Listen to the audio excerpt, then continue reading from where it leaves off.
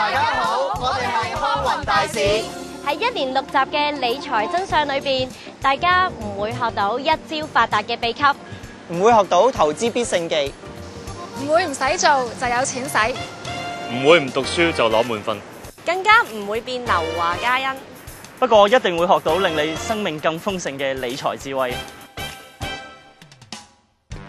大家好，我係康宏大使 Maggie。成日聽人講唔好將所有蛋放喺同一個籃，因為個籃一跌，所有蛋都會散晒。咁應該幾多個籃放幾多隻蛋呢？喺投資理財嘅世界，好嘅多元化投資組合可以有效咁樣分散投資風險，增加投資收益。多元化嘅投資係一種穩定而且平衡嘅投資理念同方法，係將全部嘅投資劃分幾個部分，分別投資喺唔同嘅領域，採取唔同嘅投資工具，攤分唔同領域嘅價格波動，平均投資收益。大家仲記唔記得佢啊？佢咪就係起水管嗰個孱仔強咯。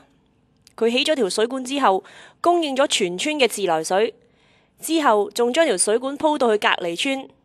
依家坐喺屋企啊，摁腳唔使憂。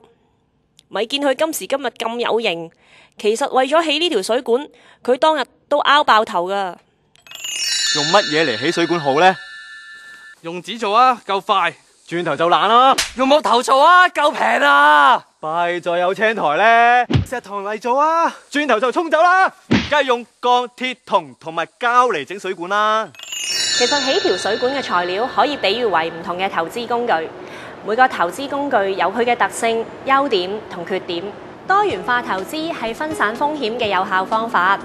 多元化投資係將資產配置喺關聯性較弱嘅唔同領域入邊，例如將資產平均分成5份，各佔20%，分別投資喺股票、債券、不動產、黃金、外匯等等。呢啲市場咧彼此嘅關聯性都比較低㗎，唔會同步升跌，有效分散同埋減少各種嘅風險。